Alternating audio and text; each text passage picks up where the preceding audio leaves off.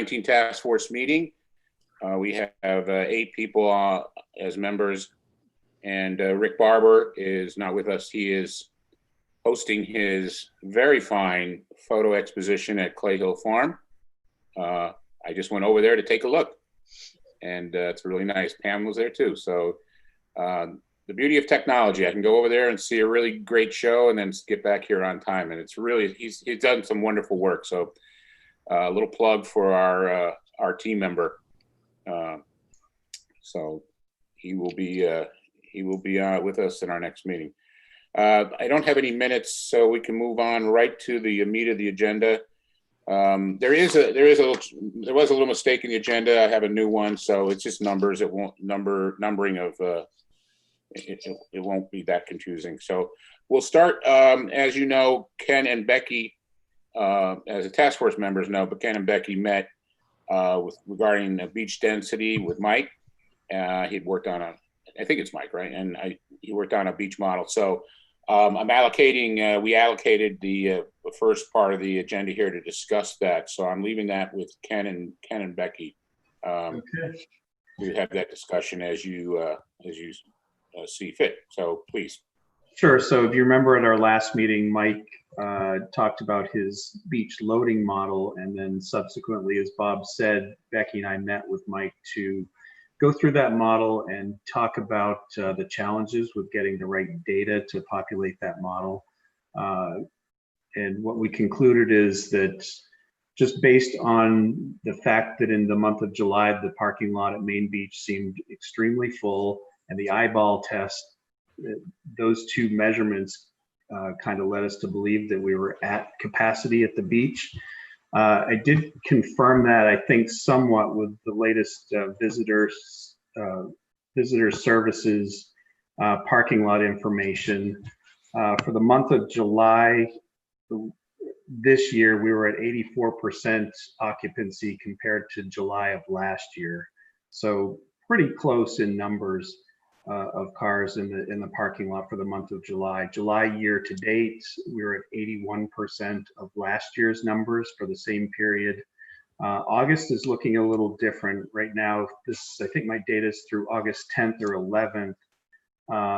Year over year for the month of August, the parking lot capacity is at 60% of last year, which brings the year to date through August 10th or 11th to 73% of where it was last year. Still a pretty high number. So when we met with Mike, we concluded that, yeah, in order to effectively have social distancing or allow social distancing, there are probably too many people on the beach. We calculated, Becky and I calculated separately in a model, remember months ago, that we thought the capacity at high tide would allow a maximum of about 4,000 people. And that's what Mike's model came up with as well. And that's assuming groups of 4 distanced at 12 feet. So what Mike came up with and what we came up with months ago were pretty close numbers, which is a good thing, or a validating thing. We talked about some of the suggestions. You know, we've all read that being outdoors, the risk of contracting COVID is different than being indoors. So with that in mind, we talked about some potential short-term suggestions that we may be able to implement if we think it's important to limit the capacity on beach, especially during high tide. One of those being reducing the parking lot capacity, especially during high tide. So there are a couple ways you can do that, right? One is by just coning off spaces and not allowing people in.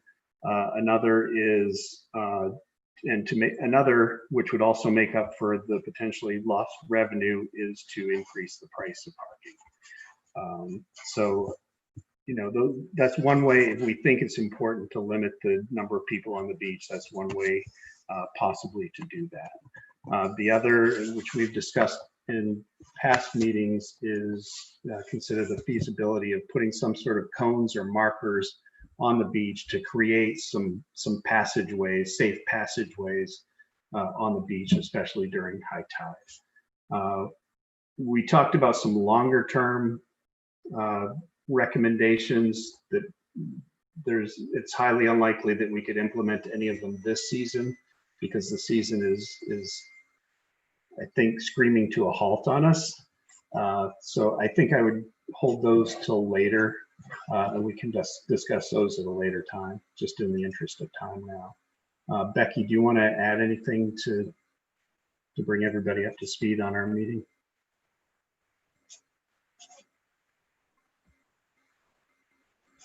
That calculation of 4,000 people was at high tide, just to be clear. Yes. And the way that Mike calculated it, in addition to mapping, was to actually go and measure a few times at the beach, different days, different moon, and average it out. So he put a fair amount, I really want to appreciate him, he put a fair amount of work into trying to imagine what could be done at high tide to relieve the congestion. And in terms of long-term, there are a lot of long-term ideas that both the select board and the planning board could take up. We could talk about some of those now, or we could leave them for later, but the more immediate ones, and he did talk about the fact that if schools don't go back, there may be more families visiting, and depending upon the weather, there may be more beach traffic into September. There won't be the leaf tours this year, presumably, so it's hard to know how the town is going to be. But we came up with a number of other ideas, some of which had already been discussed by the town and by the town manager and by the planning board, and others had not, but we weren't sure that a lot of people, including someone like Mike, had been aware of those previous discussions, like food trucks and alternative entrances to the beach.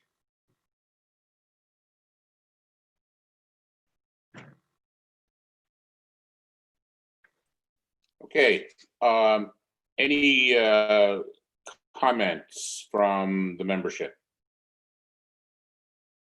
Terry Ann. I just want to echo the appreciation for Mike's effort to map it and come up with solutions. I would say the one thing that struck me that I hadn't really thought about, because as you know, I walk every day, and once you're past the, I call it a mile marker, only it's a 1/10 of a mile marker, 2 or 3, there's almost nothing until you get within, you get to 7 or 8, and then the same thing after 9 until you get to the town line. And I kept thinking we ought to be able to stretch out more, but the point he made wasn't just about food trucks. It was about how far away from amenities do you want to be, to get to a restroom, and that's clearly an issue. So I think given where we congregate, whatever thoughts and ideas we have, need to acknowledge that in those kind of middle places, we're not going to be able to stretch people out evenly, which I thought he had integrated into his model, which I thought was really good. And the other thing is, I would be interested, even though we're not going to have discussion today, if Becky or Kent would just kind of, bullet at a high level some of the ideas for the future. If, given that we're not going to discuss them, I'm interested in knowing what some of those thoughts and ideas were. It's up to you, Bob, if you think it makes sense. I think let's do discussion around the current short term, and then I do agree we should at least put out there into the record some of the other ideas that helps the conversation move along. So I'm looking for other. I do have one question. We have a 12-foot rule, and the model suggests a 12-foot rule comes up with 4,000. If the 12-foot rule was 6 foot, what's the model say? Does the model say 8,000 then? I'm sure it's not, but I'm sure it's not 4,000 either. We did 12 foot out of our own volition, which I still think is the right thing to do. I'm not saying change that rule. But if the model were to say 6 foot, how would that impact capacity and numbers? I've been thinking about that, and I'm interested to know that answer. And I bet if Mike's listening right now, he's running that model. Okay, good. He'll get a chance to talk. By the way, before we go on, Matt. Sorry, I know you're running it tonight. You can open chat. We don't have a problem with people chatting at us. Sometimes the chats, we can get them off the table really quick with quick answers. So I don't know if it's open or not. Open. Yep. Okay, so nobody's chatting. Good. Pam. I have a question. Matt's model specifies 4 people per group.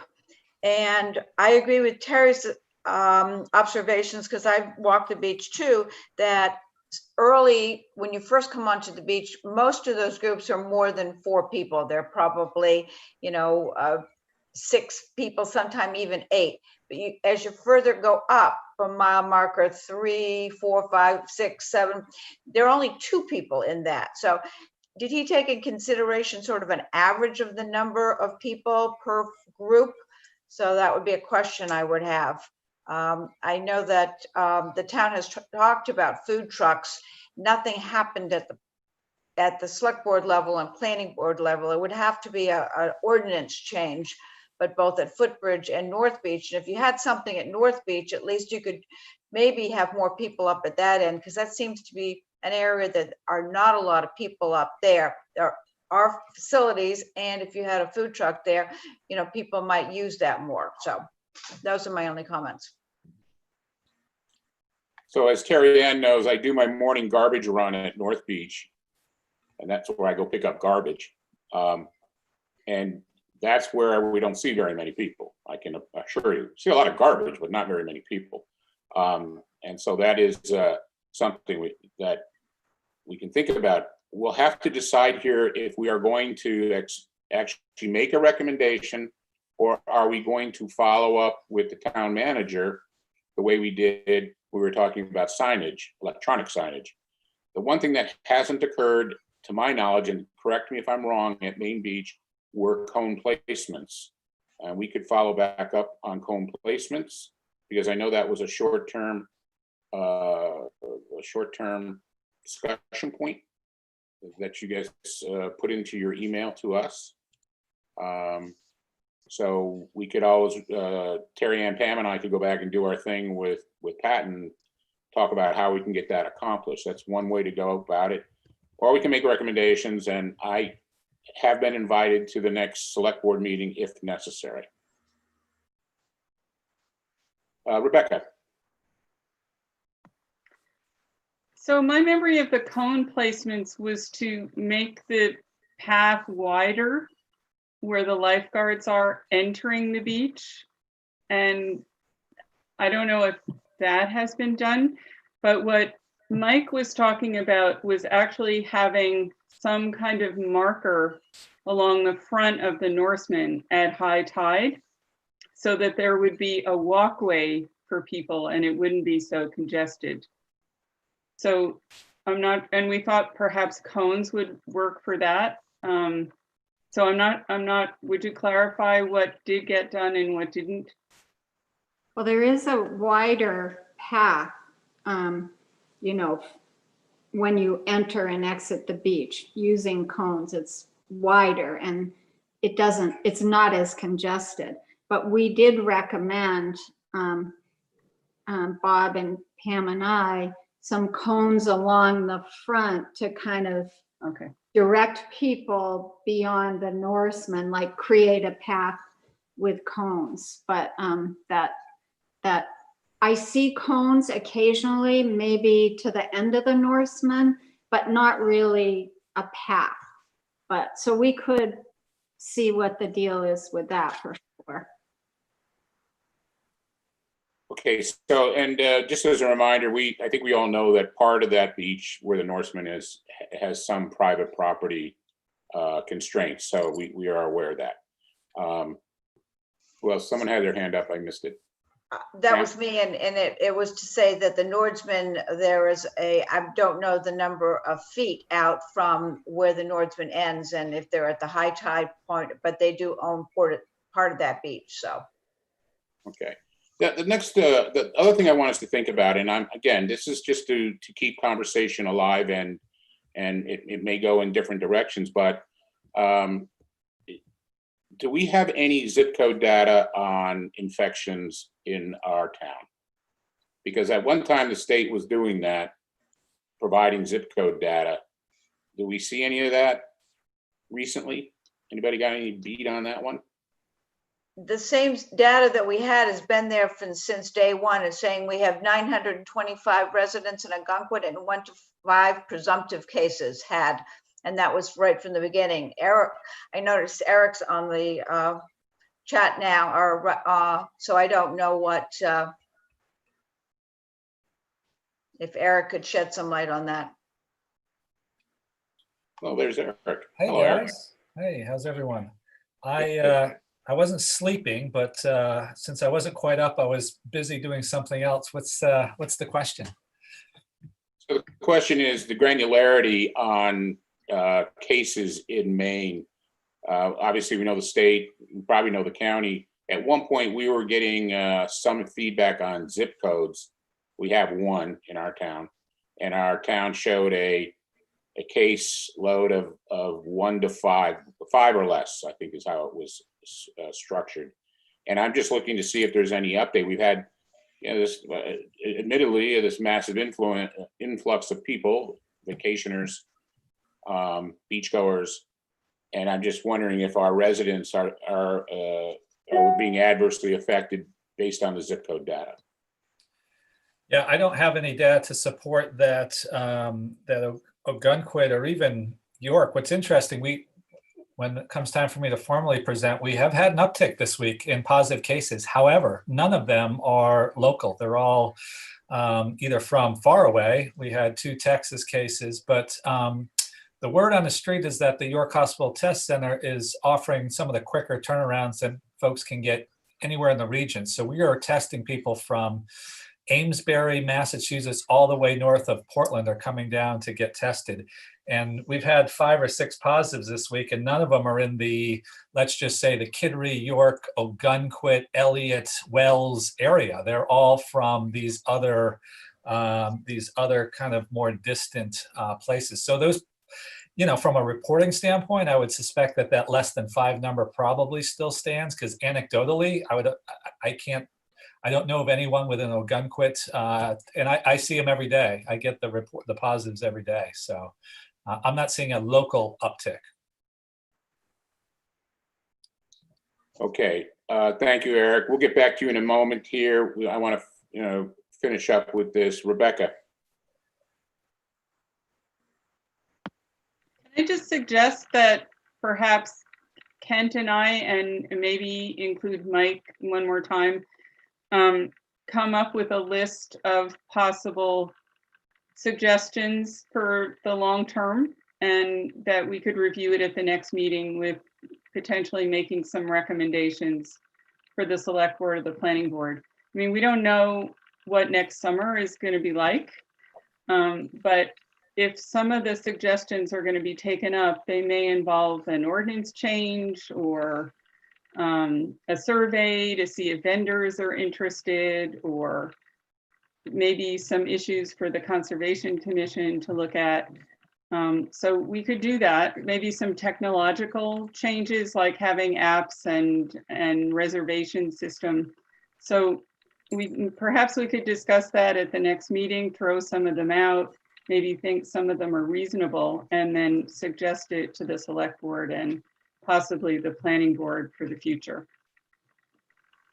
Okay, I think that's in my opinion, it's my opinion, that's reasonable and makes a lot of sense to me. Also, given we have to be pragmatic within the scope of what we're doing here. We're in the middle of August, and we're coming to the end of the vacation season. So what can be done to protect us going into next year? If, let's say, none of the vaccines work, we will be probably in the same boat. That would be bad, but we should be preparing ourselves. And there may be other things that this has taught us about beach use going forward, that we can maybe make some alterations or some enhancements to make the beach more effective and more efficient. So I don't have a problem with what Rebecca just said, and I also don't have a problem inviting Mike into the conversation, because he's done this very interesting work. So I don't have any issue with that personally. That's my position. Any other positions on what Rebecca just said? Okay, seeing none, then I believe Rebecca and Kent, along with Mike, are charged with what you just said. I see one thumb up. Everyone's got a thumb up. Okay, good. All righty, great. And thanks to Mike. Mike, he did run the numbers and he answered my question. If we went to 6 feet, it would be 7,800. I'm not proposing that we go to 6 feet, just so you know. I just wanted to know what it would mean. And now I understand the scale of 10 feet, 8 feet, 6 feet, all have an impact on the model. So that's good. All right, we're going to move on then to Charlie and Eric.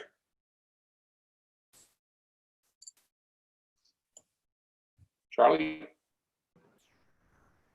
Yeah, I'll open it up with giving you some statewide stats. Statewide, we're at 4,234 cases. Confirmed cases are 3,799. Probable 435. 127 deaths, 403 hospitalizations.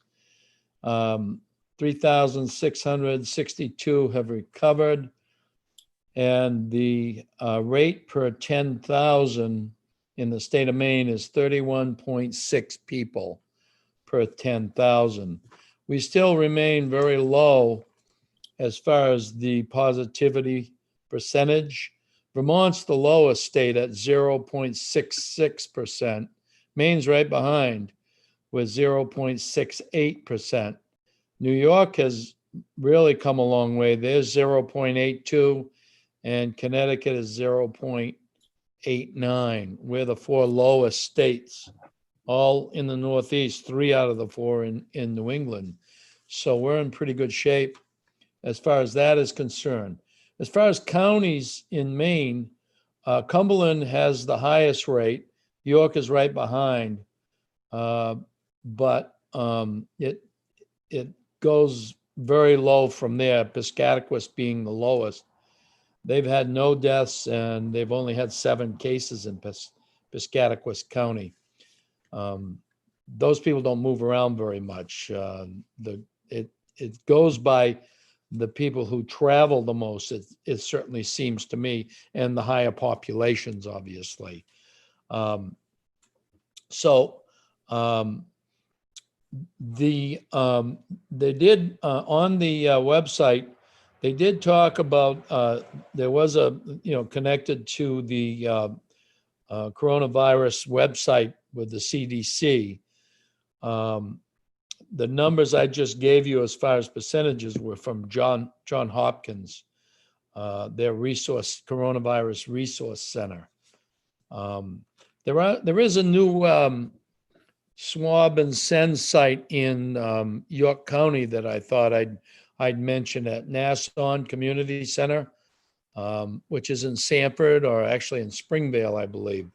And it's run by the York County Community Action Corp. I was hoping Eric might know more about that. It didn't say much. It just said that may be opening to the general public other than their regular patients. So with that, I'll just turn it over to Eric. Thank you. Yeah, thanks, Charlie. So on that Nassau, you're correct. They did respond to the state's RFP to open a swab and send program. How it works is you're swabbed and it's sent off to the state lab. There's like a 3-day turnaround on that. So when the state put their RFP out, I think they had 25 folks respond throughout the state. But what was disappointing to us was that there were very few in York County. Our relationship with the state is slightly different in that they deployed the Abbott Rapid instruments. So we were hopeful that that program, along with a few others in the Wells area, those other maybe some of the more dense, popular places would help support folks getting tested, and they just didn't come online like we thought they would. So I do have an interesting update. It looks like there will be a mobile test site at the Kittery rest stop off the turnpike that will open in about a week or so. They're going to open Tuesday through Saturday and offer testing 7 hours a day. It's a private entity that has one of these RV looking units that collects and then sends off to some private lab, and they result people in 72 hours. This is all coming through our work with the National Guard at our test site, because it seems like they're connecting with the National Guard to help support that as well. So that's how I heard about it. I heard the 28th they're opening, which is next week. If I get more data or information on that, I'll let you know. But just an interesting development. I think it's a tad bit too late, I think, to support the peak tourist. But nonetheless, I thought I'd share it with this group. I do have an update that I haven't shared, haven't had to share, I guess, in quite some time. We have a positive COVID patient in our ICU at York Hospital. Our first admission in, 2 months. So that was a change. That patient was admitted on Monday. It's a older female patient in her 70s. I don't know too much about it, but it's certainly worth noting to this group that we have our first inpatient admission in quite some time. I also mentioned we did have an uptick this week. Today's what, Wednesday? We've had 5 cases that I know of positive this week. 3 of those coming through our rapid program and 2 outpatient. All 5 of those have zip codes that are not in our catchment area, the farthest away being Texas.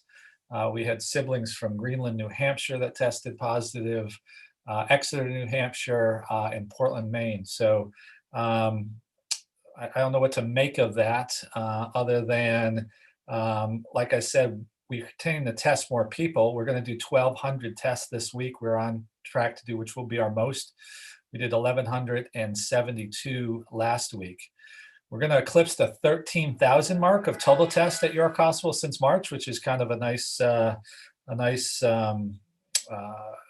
of count to to show that we've really, I think, done a good job at expanding testing, at least in this area. So that's interesting news. We're just over 3,500 rapids since we started that program in July, and we've had 20 positives come out of that. So those are the points I typically touch on for this group. But again, it's been a couple weeks, so glad to answer any questions. The interesting group that's coming through getting tested now, we've had a change from more of the tourists to the college students. That's been the uptick this week. So University of New England students are the highest count that we're seeing, but a lot of the local colleges are requiring a negative test before the kids come back to campus. So we've seen a big surge in the 18 to 22-year-olds getting tested. Eric, what are the wait times now for the scheduling for a rapid test, please? Yeah, so I looked today because I anticipated the question. The earliest date looked like September 21st. However, here's a little secret. We're having about 3 to 5 cancellations per day. So there are people that if they're vigilant and watch that platform, we're getting some same day appointments. I think people panic book. That's the only thing I can explain. Once the word got out that these were filling up, people panic booked. And so every day we made the decision as a hospital, I probably told you this a couple of weeks ago, we're going to charge you if you no show. And we let people know that. So all of a sudden the cancellations started to go up. So formally right now, if you went on, it's looking like 3rd week of September, but we're we're having about 3 to 5 acute appointments pop up every day with cancellations. With our swab and send, our lab in Exeter is still 24-hour to 48-hour turnaround. The only caveat to that is if you're swabbed late on Friday, they don't touch that until Monday morning. So late Friday comes back Monday night, but Monday through Thursday, we're mostly seeing 24-hour, to be honest with you. I always say 24 to 48-hour, which again, that's the lab-based PCR test, the more accurate test, and that's the quickest turnaround that I can find anywhere, frankly. Charlie? Eric, I'd like to mention to the group that I'm the beneficiary of some of those people who didn't show. Going on a staycation. I'll be in Fort Kent this time on Friday. And we're riding up together. There'll be 6 of us, and we all decided we'd get tested. And I'm the beneficiary of those no-shows because I got tested it was yesterday in the morning. So I guess I filled one of those no-show spots. I was lucky. I got my fingers crossed about the test, though. I haven't gotten it back yet, so. I'll I'm not sure look about for it that. after this meeting. It should come to me since I'm the one who maybe helped you with that, getting that. Anyway. Charlie knows people in high places. This is good. It went very smoothly. I didn't even have to get out of the car, and I could have gotten the immediate response, but I opted not to because we aren't leaving until tomorrow morning. I mean, Friday morning. So I figured I had, 3 days and I should, and Eric said I should have it by then without any trouble. Alice and then Rebecca. Just a quick question, Eric. Thanks again for all the work you guys are doing. It's awesome. If a guest calls, and a lot of times we've been offering them also the swab and send option, since you're getting the results back within 24 to 48 hours, especially if they're planning on coming for like a week. How far in advance do they have to book an appointment for that? No, we do that on demand. Okay. So if you, a lot of people just come to my, they might not have a doctor's order or whatever. They come to my York walk-in on demand. They get the order and they're through. It's probably an hour of their time in terms of soup to nuts, and out the door they go. So that's on demand. We don't schedule those. I have the capacity. Actually, so everyone talks about our rapid program. I'm averaging about 90 rapids a day. I'm doing 160 of the other ones. So I'm pretty much on demand. I have capacity on that for sure. So you can just send folks over to the site and we can take care of them same day. And is that 7 days or is that 5 days? That's a great question. So we do the outpatient labs Monday through Friday because it's that same Friday reason that lab is just Right. running them on the weekend. And that's not our choice. We really talked to them about maybe trying to do that on the weekends. That's a private lab out of Exeter, and we could only ask. And I think everyone's dealing with the same challenges of manpower and all those things. So we do the rapids only on the weekend. If you're looking for a same day, I would direct people to the platform and just maybe sit on it for a little bit, refresh, see if something pops up over the weekend. Otherwise, Monday through Friday on the outpatient. Okay, great. Thank you. So Rebecca and then Buzzy. Other than the college kids, have you had many younger teenagers or kids, and are you expecting that to change if and when school gets open?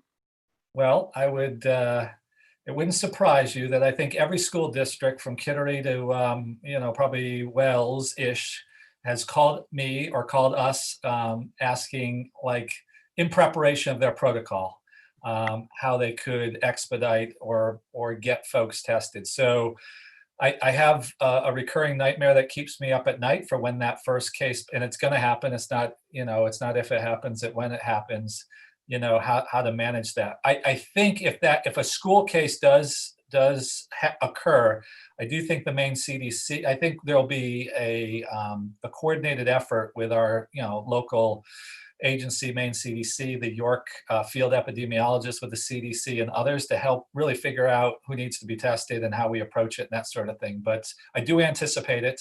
My 2 cases, I had twin siblings this week who are 12 years old who tested positive.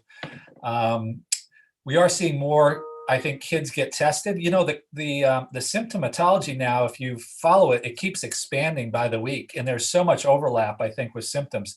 You know, runny nose is now on the COVID list. So in the past, I think a parent would probably ignore a runny nose because every kid gets a runny nose. And now you get a runny nose and everyone's like, uh-oh, is this COVID? So I do anticipate more children. We are discussing at York Hospital how we're going to manage this. And I think it remains to be seen. I'm bracing. Okay, Buzzy. Yeah, thanks. Eric, my question is a little bit more of your opinion on, we're going to start opening these schools, we're going through this process, and you're seeing temperature taking going to be part of this new system. And you're seeing blowback, whether it's important or not, or in just your opinion, on the spectrum of taking your temperature, not that important, or taking your temperature, the most important thing, where do you feel that is going to help us, or where do you feel that rates on the, lowering the risk or awareness thing here? Honest, I'll be careful how I say it. No, just kidding. So Buzzy, here's I'm killing them. the problem, and the accuracy of those are questionable. Let me give you a story. I pull into the hospital, I think this was last Thursday. I bump into a colleague in the parking lot. I have a lot of forehead, if you can see that, a lot of forehead. So the sun hit that for 10 minutes while I'm chatting with my colleague. I go to my screening thing and the gun shoots 104 on my head. Now, 2 minutes later, it's 97, 98, whatever. I guess what I'm saying is the accuracy gives me pause. I think the temperature checks is more of an optic thing, like if people have a sense of security around that. I think the far more sensitive, and this is more than opinion, I think this is evidence-based.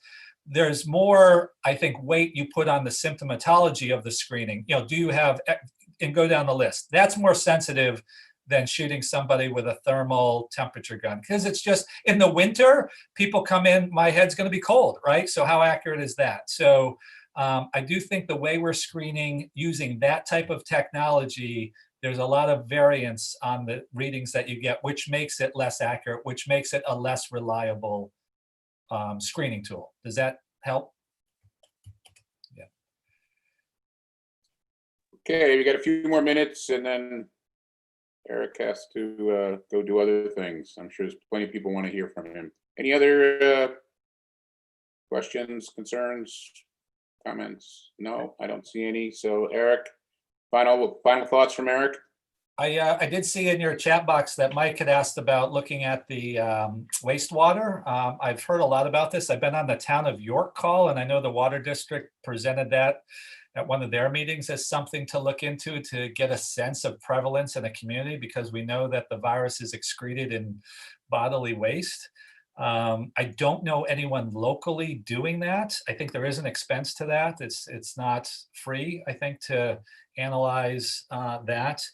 I know other countries are reporting data, so it seems like there may be some something to it in terms of it. With such a low prevalence state, I wonder if it's worth it at this time. But it's a great question, and it's certainly something that you're hearing buzzing around. But I've had no personal experience or no knowledge in any of our surrounding towns that are doing that. So I just saw that, Bob. I thought I'd.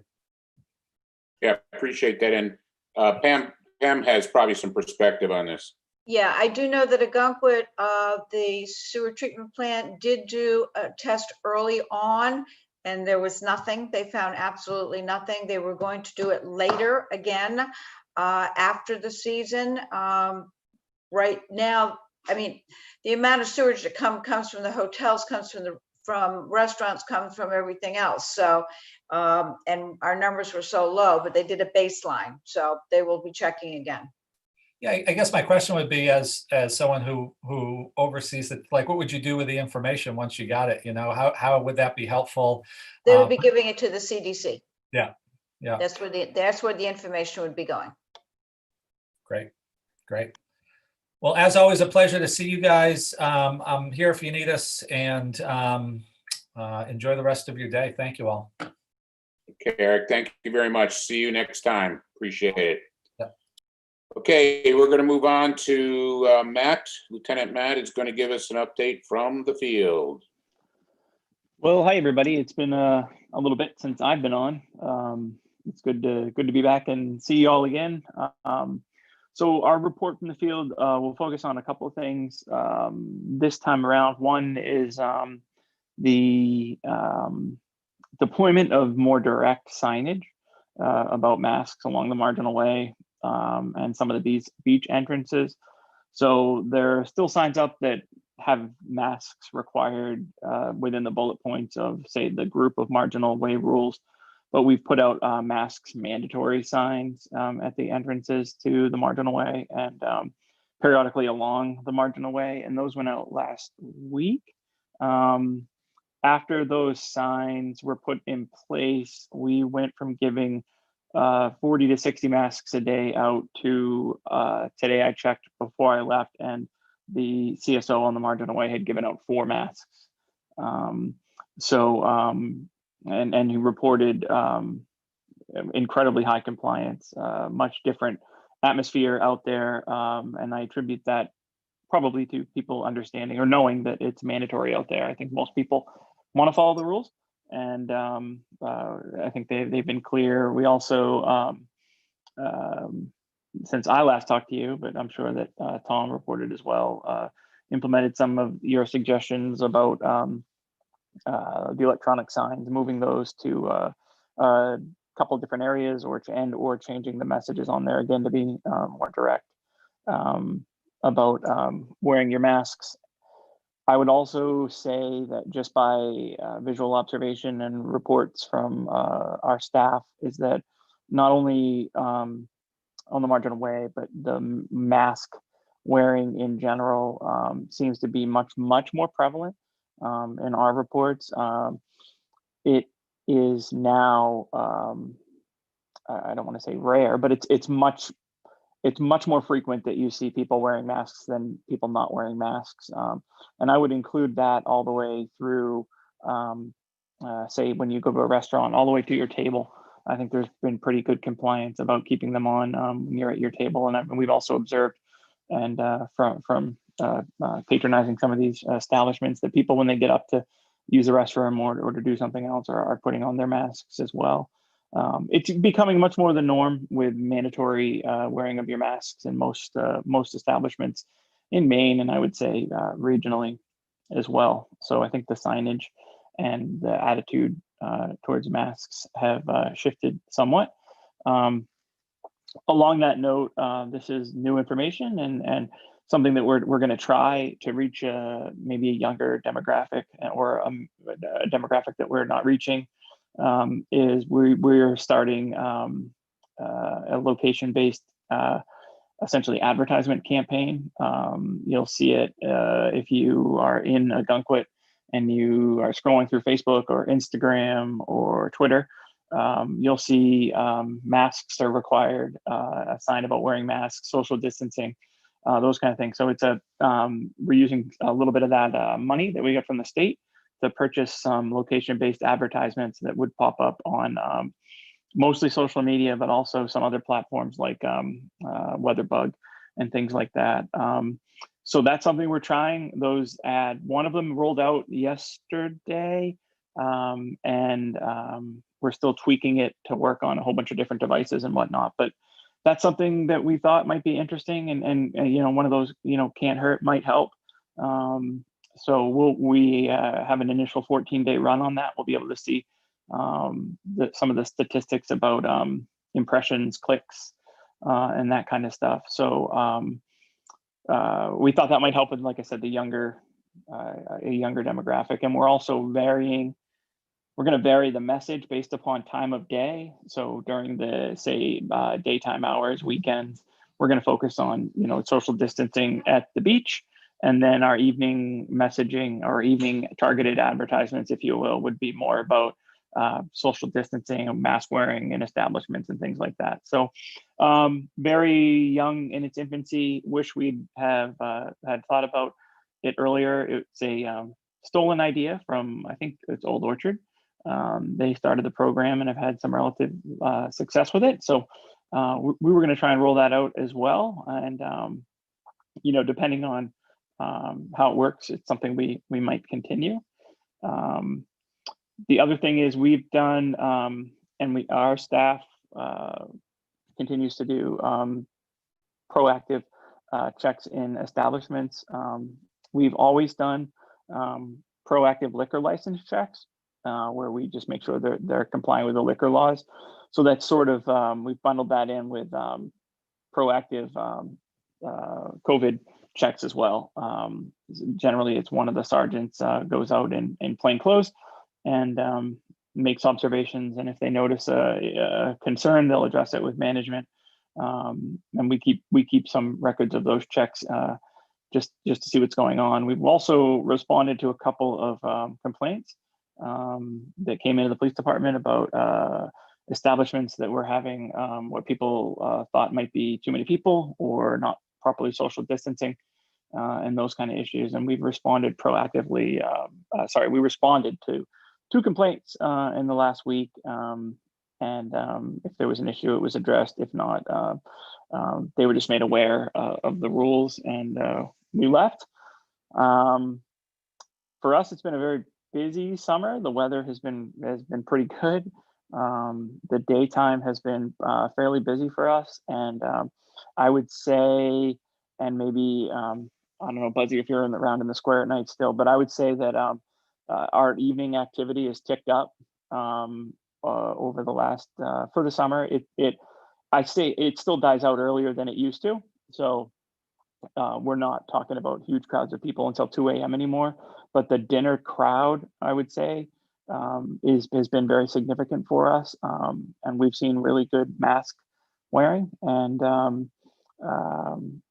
I would say we're very pleased with what we see for mask wearing compliance. And I think that it seems to be bearing itself out in the statistics as well. I'll tell you one area of concern, and you guys sort of touched on it a little bit with Eric, was, and we've talked to emergency management about it as well, is that the way they report, obviously, positive cases go back to your state where you live. So just like Eric reported today, that say 4 or 5 of those positive cases this week weren't Maine residents. So those 4 cases are reported back to New Hampshire or Texas. Now we have no idea, and I don't even know how this would work, but we have no idea if they were here or if people were interacting with them. I know the CDC does contact tracing, but it would, that's a concern for us. So we would almost like to see local test site results as a way for metrics for us to see areas in the state where there might be a more significant prevalence of positive cases. And, you know, I would argue that, you know, there's probably been a lot more than 5 or less people that have been around the town of Ogunquit who have been affected by COVID. But it is a limitation of the reporting. But that's something that we've touched on with the state and with emergency management as well. And it's an area of concern for all the resort communities and anyone who has an influx of tourists. But overall, we're very happy with our businesses are doing a great job of enforcing some new restrictions and making sure that that people are compliant. They have a vested interest in making sure that they follow the rules for a variety of reasons, not the least of which is it's really probably not great for business if you're labeled as an outbreak during a CDC briefing. And also they're being really productive, positive members of our community by making sure that their staff and their patrons are following the rules. So we're very pleased at the police department level. And that's all I got. Thank you, Matt. Appreciate it. Terry Ann. Yeah, I just had a couple of questions. Matt, your spot checks, with establishments, are you coordinating with the code enforcement officer? Because I've gotten a lot of individual emails, and I always tell them if they're concerned about a particular establishment, that they should file their concern with the code enforcement officer. So do you guys cooperate, or would Scott be able to tell us how many complaints code enforcement has received from about specific establishments? So we definitely communicate and collaborate. The way that we've sort of delineated roles or tasks for this is the police department has sort of taken or handling the role of spot checks just because we have staffing, and Scott is handling direct complaints that come in that are not, say, potentially criminal. So if it's a complaint about a health violation or a COVID issue, Scott will address that complaint that he receives. And then what we've been doing is if there were an issue where he'd address something and then we continue to get complaints, or our spot checks identify an issue where Scott has already addressed something, then the police department would take over as far as dealing with any kind of follow-up or enforcement, again, because we're currently operating under the governor's executive orders, and Right. she's made violations of those are technically a crime. So that's something that we're handling. But yeah, there's communication back and forth. But for the most part, because of staffing, the police department's handling the spot checks, and he's sort of making an effort to. His initial round, he hit everyone within a week. And then now he's sort of taking segments or areas and hitting those and continuing to rotate that. And it's good for business owners because we're there as a resource to help. And we're, if we identify an issue, we're not taking an enforcement action unless it's something egregious or willful. We're just making sure everyone's following the rules, trying to keep everyone healthy as well. So if that answers your question, Terry. Most of it. But so do you have any sense about the total number? I'm so glad it's not just complaint driven, because I'm really glad that the spot checks are happening and that there's a real effort to support and educate our businesses. But I am interested in knowing from Scott and you all how many complaints about specific establishments let's say since August 1st, you all have responded to. And the second question I have, and I think Bob gets sometimes individual emails. I've gotten 3 or 4 emails from individuals about specific establishments. And my instruction to them is, this is the way the town is handling it. So, and I urge you to follow up. I have had some pushback from people saying that they were concerned about potential repercussions or retaliation if they did that. So if I forwarded a complaint about an establishment without attaching an individual's name to it, would you all follow up? Yeah, well, of course. Yeah, we would. Not only would we follow up on a complaint that you submitted to us from someone and anonymize the data, but you can literally call our dispatch center and say, I'm reporting this anonymously. Okay. And they'll send they'll put a call for service, and we'll send out an officer, and we wouldn't have information. We're not.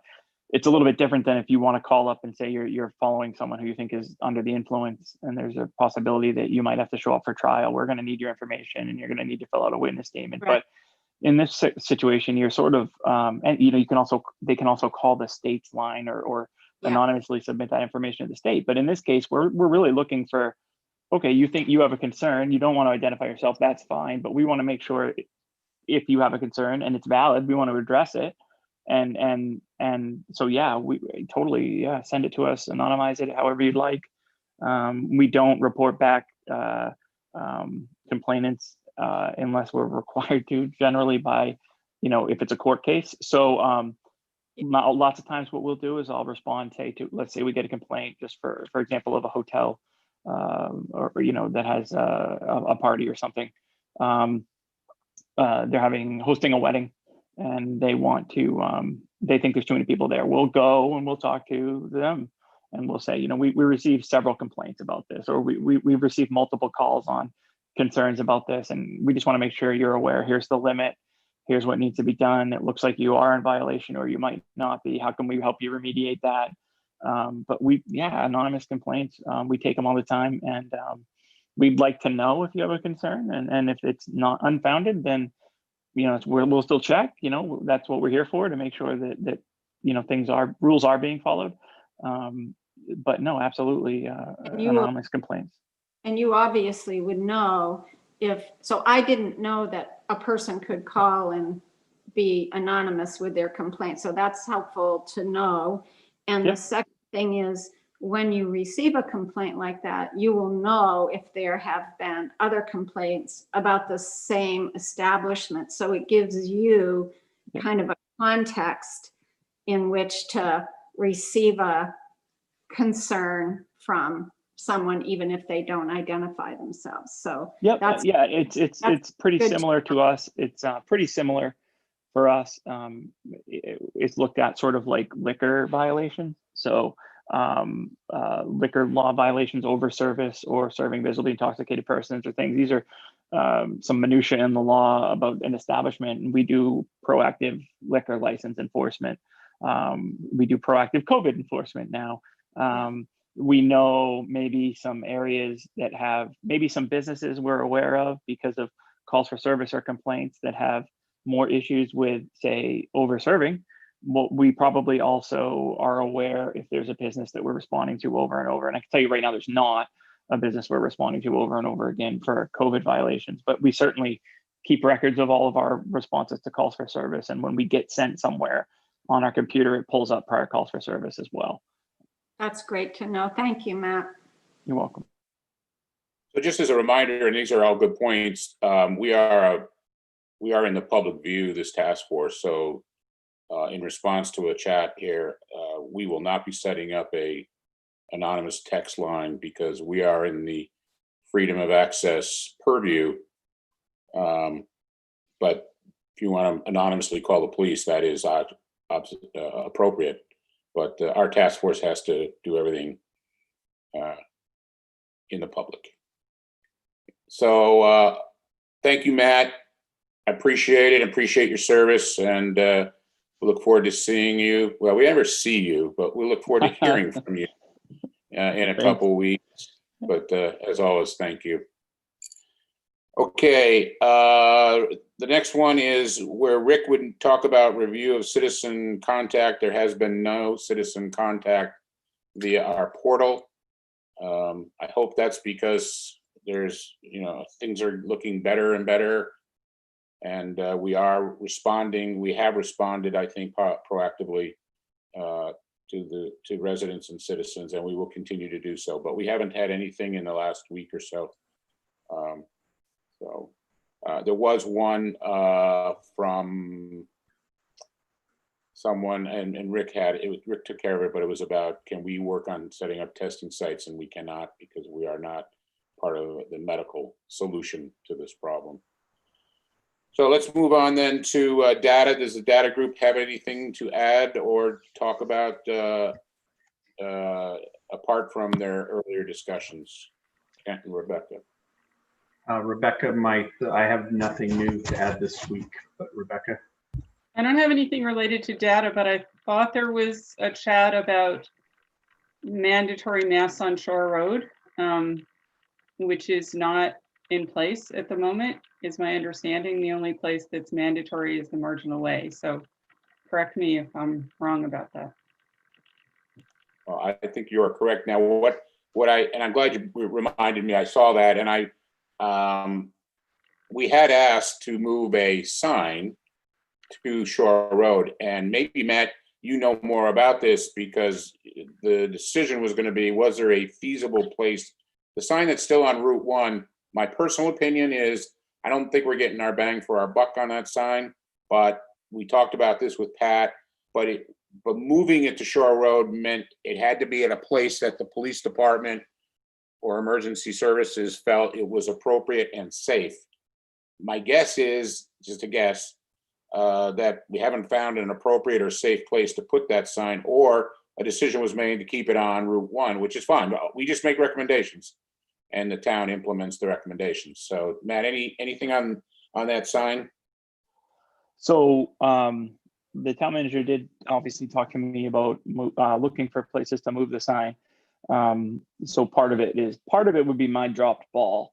And then part of it would be I personally, and I missed like the last couple of meetings, but I personally, I like the bang for our buck in capturing southbound traffic coming north into Ogunquit. I think you're a captive audience because you're moving very slowly.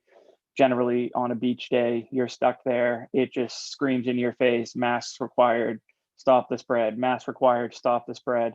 And I think personally, again, I'm sorry that I was on vacation, but, so I personally think that if we pull that out of our stream, we're missing a huge influx of captive audience. And I know, because I've heard from people who love the sign and I've heard people who hate the sign, but what I do know is a lot of people see that sign. So I like it there, not my decision. I like it there. So I probably didn't look as hard as I should have for a safe spot on Shore Road. We can probably find a spot on, we had one on Shore Road for a time that said the Perkins Cove was open and some of the rules down there. So certainly it can be moved. That's my opinion on the sign, Bob. Yeah, man, I think that's a good opinion, and I didn't think of that.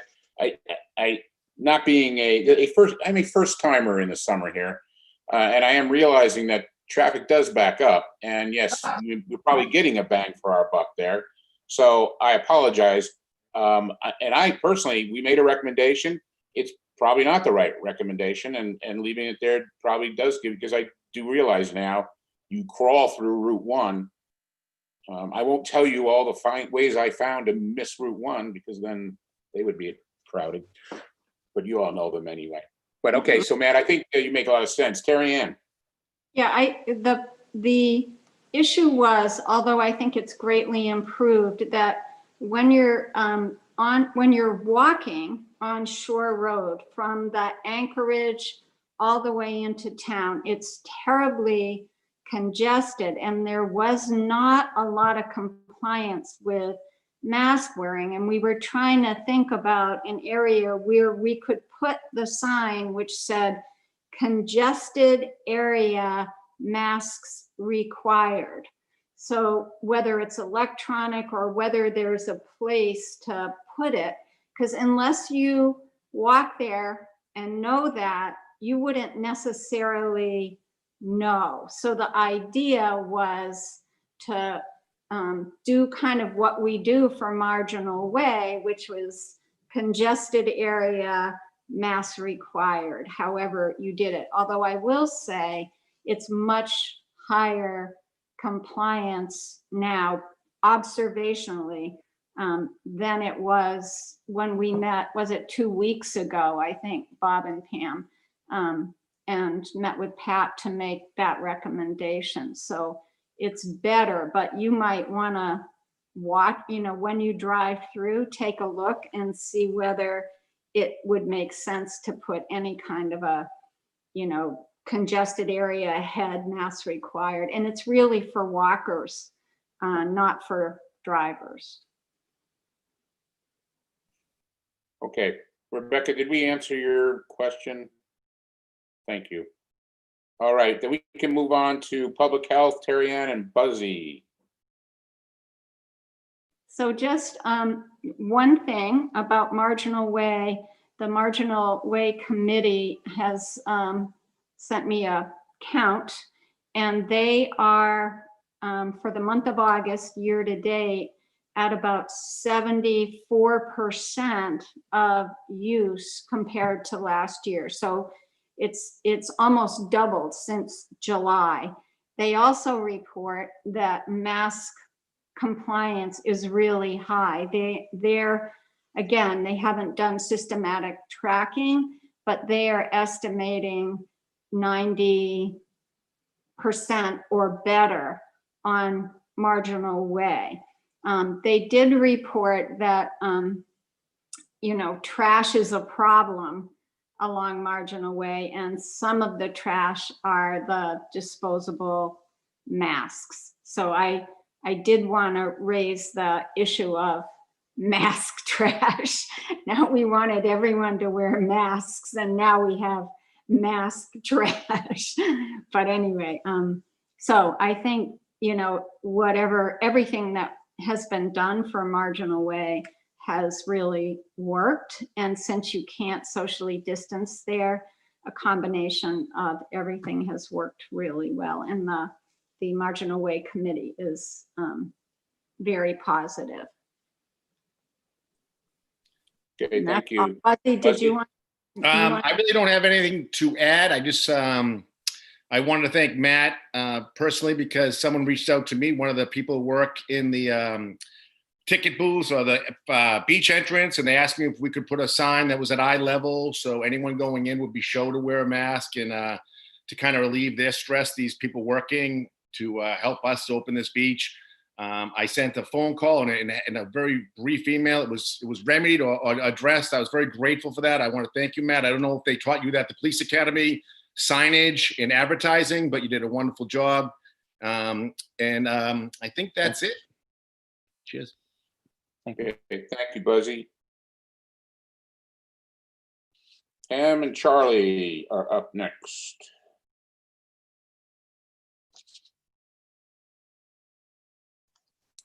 I actually don't have anything. I think the only thing I probably would have said is that that the rate of infection in the younger people on testing is going up. So they continue to be an at-risk population, especially as we get back into the school season. That's something we need to keep an eye on. So other than that, I think I agree with both Terry and Buzzy. I think mask compliance is tremendous. I've seen people come up here, people who say, oh my goodness, everyone's wearing a mask. We were shocked, so I think the town has done a great job putting up the signage in the correct spots. I think the CSO officers have done a great job reminding and educating. Chamber's done a great job in terms of getting that information and that word out to everybody. So I think it's been a positive effort all over. Yeah, I would add to that, the younger people seem to be getting it more. And I brought that up a couple of meetings ago. And someone mentioned, and I think it was in the chat, that it would make sense because they're the ones who have to work. People like myself and others who are retired of my age and older don't have to get out into the general public. And an awful lot of us don't. I mean, not unless we feel safe about it. And I still have friends who don't feel safe about it. I mean, they order out things and eat at home mostly. So that was a definite observation. To meet people in their 20s, 30s, 40s, even into their 50s are still working. So it would make sense that they have more incidents. Also, when you see the mass gatherings that they show on TV, in the news, it is oftentimes younger people because, I know when I was young, I thought I was invincible. So an awful lot of them, I guess, feel that way as well. So the other thing I wanted to mention was about masks. 2 or 3 meetings ago, there was a news item about 2 hairdressers in one of the southern states that had something like each 70 or 80 clients that none of them got infected because they insisted on everybody wearing masks. So if anybody tells you masks aren't effective, they're kidding themselves, because some masks are more effective than others, obviously. But these hairdressers did not transmit, and I believe it was the 2 hairdressers that got the COVID-19, but I'm not certain of that. Anyway, none of the clients, and I think between the 2 of them, there were like 160 or so clients, and none of them got the COVID-19 from them because of the masks mostly, but they also insisted on hand washing and sanitizing. And that's my at risk at this point. Thank you. Bob, may I say something? I noticed on the chat, there's a couple of things coming up about wearing masks. And if you're outside, you don't need to wear a mask. I just would like to say that in areas of congestion, Terry's mentioned it multiple times, from the Anchorage down to town and town, with all the stores going up towards Wells, that's a congested area. Even though you are passing each other and maybe not coming in contact and stopping to talk with somebody, that mask wearing is important during that time, because people are looking in shops, going in shops, loitering along on the street. Loitering is probably not the right word, but they are browsing and window shopping. So it's really important in those areas to wear masks. You can't social distance in those areas. Okay, thank you. I want to remind everyone that the marginal way is owned by the town, and thus we could require masks. So there is a distinction that goes back, I don't know, Buzzy, 3 months. We're having that kind of conversation. So, but always good to keep bringing things up and for reminders. All right, Alice, tell us about business. Not much to report, but I can tell you that the percentage of people wearing masks in Ogunquit is having a very positive influence on visitors. They're seeing those that may be inclined not to put masks on or putting them on because they're seeing so many other people wearing masks. And we've had calls both from guests who have been here to call us back to say they're coming back to Ogunquit again because they felt so safe here. And also have noticed, I think, as mask wearing becomes more common and more accepted, that when guests are calling here, they're asking us what the mask compliance in Ogunquit is like. They're making that part of their decision-making process as to whether or not they want to come here or not. And our guests are really taking it very seriously, markedly much so than 2 months ago. So I think that's really positive thing. I think we're also lucky that most of our guests right now are from New England and New York because, in the mid-Atlantic, like New York, New Jersey, because COVID hit so hard there early that it's just part of the Northeastern culture to wear a mask. So I think we're very fortunate from that perspective as well. So yeah, so I mean, we sent in our member newsletter at the beginning of August and again last week, just sent out a big gold star and said, thank you for operating your businesses responsibly. It's making a difference.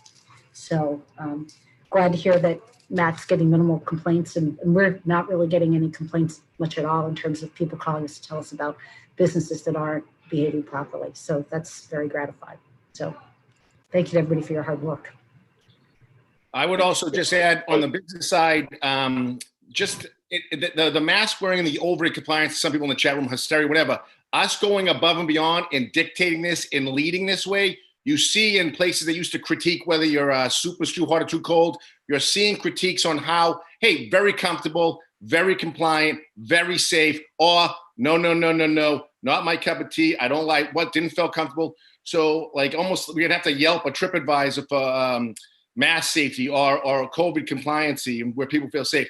So that's what you're seeing. And I agree. I'm psyched for the businesses feeling that because it's taken an effort of community of us all coming together like, hey, maybe I don't want to, but I'm going to do it just because, hey, I'll be part of it. And it's working together. And we got to keep that momentum, that solidarity moving forward into the fall and then going into we open next year and how we go about that. And that's all I have to add. Thank you. Rebecca. So Alice, how do you respond to someone saying that a sign is unwelcoming to tourists or increases anxiety and the town should be more low-key about it? Um, I don't pay as close attention to the chat as some others. I've kind of seen that flickering through. I kind of put my focus on what's going on right in front of me here. You know, we went over the top at the suggestion of our chamber's recovery committee to make sure that the sandwich board signs the chamber produced were super welcoming. And so we're so glad you're back. You know, and then we made smaller versions of that and hung them down by the beach house. These are for Footbridge Beach. We're going to put those up at Footbridge Beach. But yeah, you know, I think wear a mask, you know, stop the spread. I don't think that's unwelcoming at all. And I think we have a nice mixture of signs. You know, obviously not everybody's going to be hanging the chamber signs in their buildings. People have gotten their signs from wherever they source them. But I think at least the, you know, 75% of the signs in town say please or thank you or welcome back. I mean, I think overall that the signage is very welcoming and saying to, you know, and I know we end every call here when people are calling to look for information about coming. Yes, please come. We'd be so excited to have you back.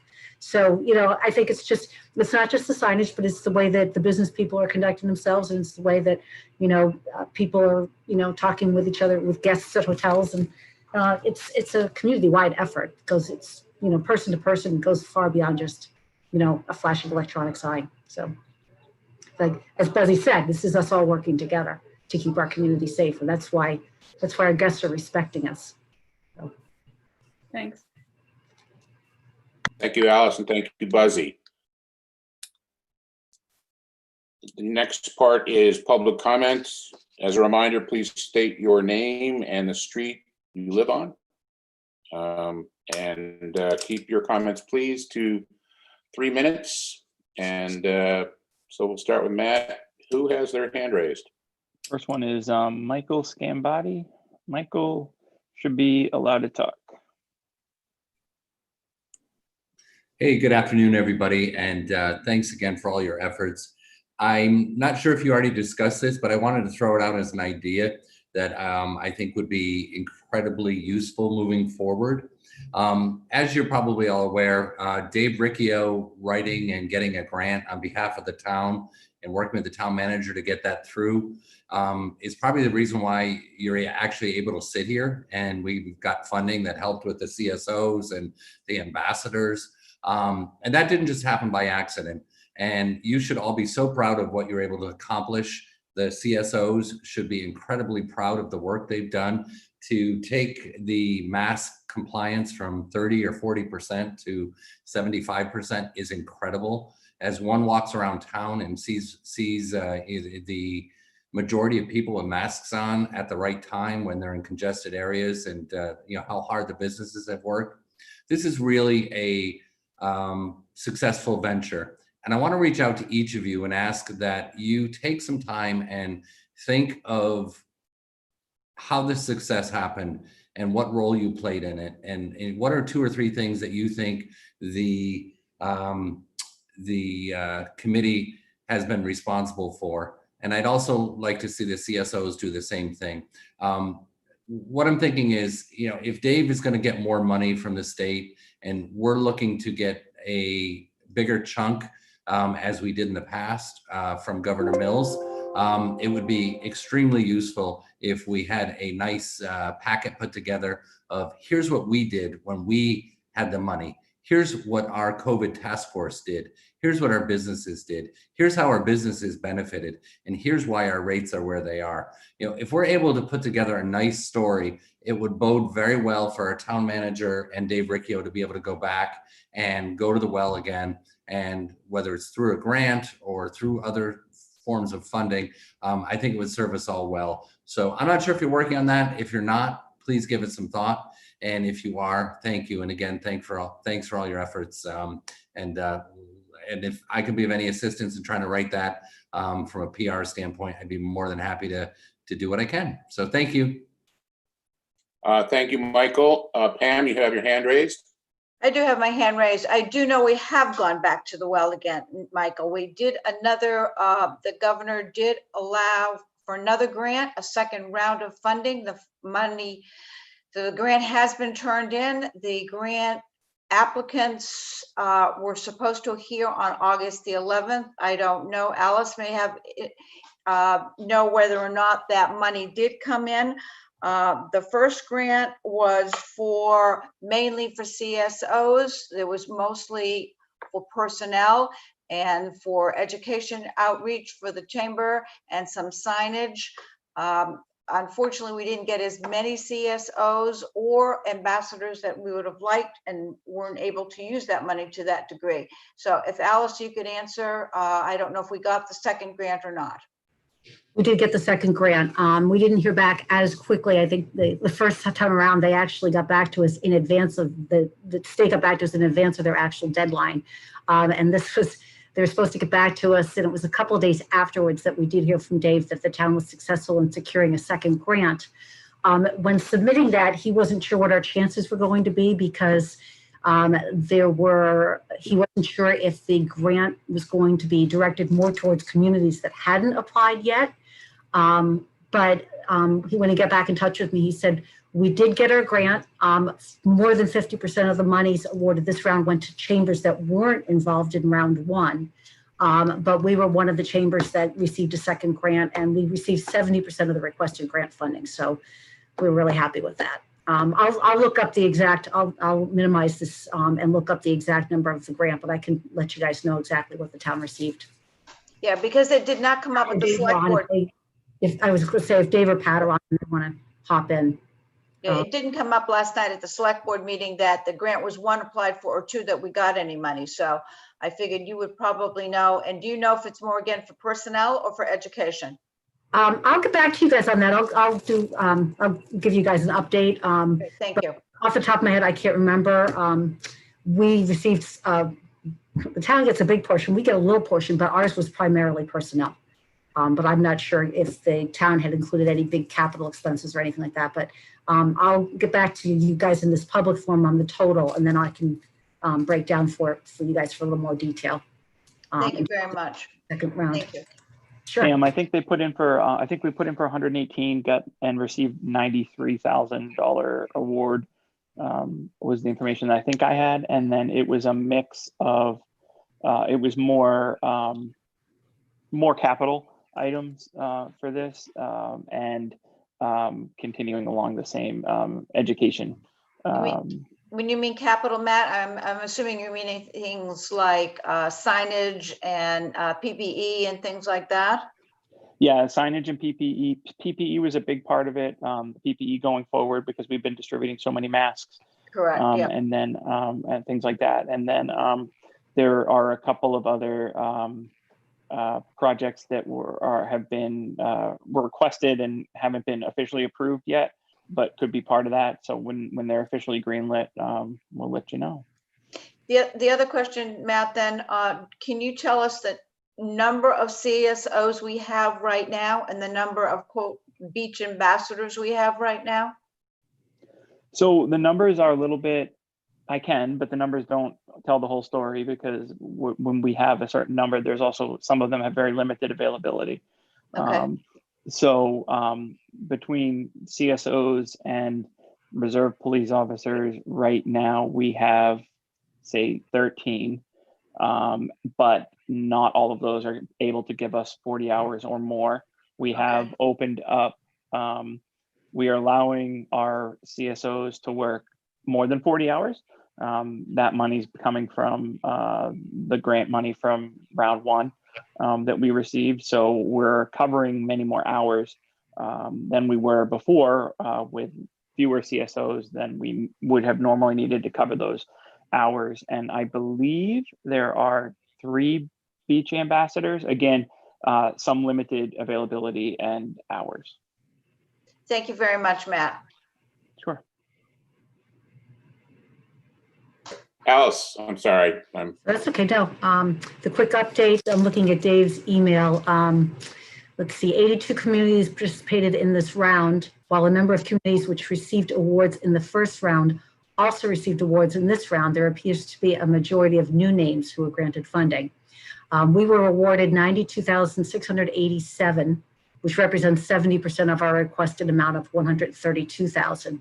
In total, we've received $326,628.70 in funding through this program. So kudos to Dave for spearheading this, and to Pat.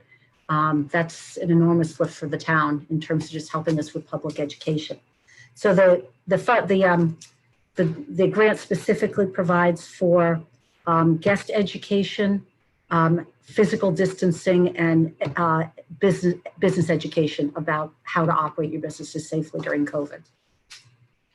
And I'm assuming this grant is similar than the other grant, that if it's time limited, and that if you don't use all the money, it goes back, correct? It's for the period from August 1st through October 31st. Right, and all the money needs to be used by that time, and if you don't use it, just similar to PPP. Yeah, by October 31st, it has to be used up. Thank you. Okay, Matt, anyone else with their hands raised? Yes, Mike Blazejowski. Mike, you should be allowed to talk. Okay, good afternoon, everybody. First, to Kent and Becky, again, my sincere thanks for the meeting we had a week and a half or 2 weeks ago. Clearly, you were engaged. You were interested in the data that I had. I think it went both ways. You guys had some good information that you were able to share. So, again, to both of you, thank you, and to the team. Your job is not easy, right? There's a lot of opinions, and to be able to come to any kind of decisions is a challenge. So again, I want to say first, thanks for giving me that opportunity a few weeks ago. One follow-up from that, Kent. I know we talked about the parking data, and were we able to look at, for example, all of the July parking and using the credit card information from the processor to determine demographics of the cars that were coming, what states they were coming in from. So we could look at, what percentage were coming from Mass, from New Hampshire, from Maine. So that was just the one follow-up, I think, from our meeting. And then the other part I would just want to make a comment on that I had said in the chat earlier with Eric, was around this new technology that's looking at wastewater treatment and the ability to detect the fact that the virus is in your town. And I think to Matt's point, when he started talking about contact tracing and not being able to follow someone that from Massachusetts comes here for the day, infects people on the beach that are from New Hampshire, they both go back, and we have no idea that transacted in this town. The wastewater treatment and be able to analyze that would give a sense if we start to see things peak at various times during the busy season. So for example, on a Saturday in July where we know it's very busy, if they were able to look at that versus the baseline, it might give us a trend to see what's actually being brought into the town. Because I think that, as we've all concluded, that just on the 900 or so residents doesn't necessarily give a full factor. Thanks. Hey, thanks, Mike, and thank you for the modeling and meeting with the team. There's Matt, no more raised hands, Bob. No more raised hands? Okay. Thank you to the public for your input. Rebecca, did I see your cat or did I see your hand raised? I saw, oh, it's your hand. Okay, go ahead. Just getting back to Michael's suggestion, in an effort to not reinvent the wheel, should we be in this situation again, I suppose the minutes of our meetings would supply us if we wanted to do some kind of summary about what worked, what didn't work, what we tried, what we talked about. It would be good to have something written that summarizes for the future what the process has been this summer. I think it's a good point. I think included in the minutes, I think at some point when vacation time ends and we still will have COVID around, unless the vaccines work. By the way, there are 20 in-human trials as of now, with 140 other compounds being studied. I still kind of keep my ear to the ground on that. And some of the vaccines are very interesting in that they're also looking at T-cell development, which would be helpful in suppression of there's a certain amount of vaccines that actually cause more illness. It's a very small amount, very, very small amount. One of the reasons there's no SARS vaccine is because they haven't conquered that yet. But the vaccines that we're seeing now not only build antibodies, but are generally creating some T cells, which would suppress any negativity. So I'm just putting that out there. I think towards the end of this, as it winds down, when we're, we got 10 feet of snow out there and there's only 800 of us still here, we could use some time together to collate our thoughts and what we did and what we didn't do, what we accomplished and what we didn't accomplish, in preparation for what might come in the future when vacation time starts again, especially if we still have the virus around, or if COVID-20 appears, which who knows, it could always appear. So I think, Rebecca, that's a good point. We will have to come up with some collation of our work so that we have it in the record, and then we can draw for that so we don't reinvent the wheel. Any other commentary before we close? I think we're all doing what we can. I really appreciate everyone's service. There's a balance. We know from inputs from citizens, residents, and visitors that there's important thoughts on either side, over here and over here. But I think we're doing a good job of trying to bring this into a positive viewpoint. I think our mask wearing and compliance has kept us safe. That's my personal opinion. But I think if you look at what our numbers are, I think that's been helpful. And we have taken this very seriously as a town. I think having 900 residents and 20,000 or 30,000 visitors, and still having zip code data that doesn't seem to go off the deep end here, is a positive for our town. And I think our task force has played a role in this. There's a lot of people working on this, from code enforcement, police department, our lifeguards, our CSOs, visitor services, and our ambassadors are all working towards the same goal, and that's keeping our residents safe and healthy. So I propose that we reconvene in 2 weeks. Do I have anyone who would like to convene in 1 week? No, I think 2 weeks is probably appropriate. Everyone nod your head. I'm supposed to take roll calls, apparently. That's the new, but this is a task force and not a select board. So I think we'll meet in 2 weeks. And appreciate all your service. I guess I have to ask for a motion to adjourn. And Charlie and Buzzy seconds. All in favor, raise your hand or say aye so that it's a roll call. And okay, everybody have a very safe couple of weeks. And don't forget Rick Barber's exhibition of fine photography at the Clay Hill Inn. He's one of ours, so really nice stuff he's got over there. Get it there while it's still available for sale. Okay, have a great couple of weeks and look forward to seeing y'all. Bye-bye.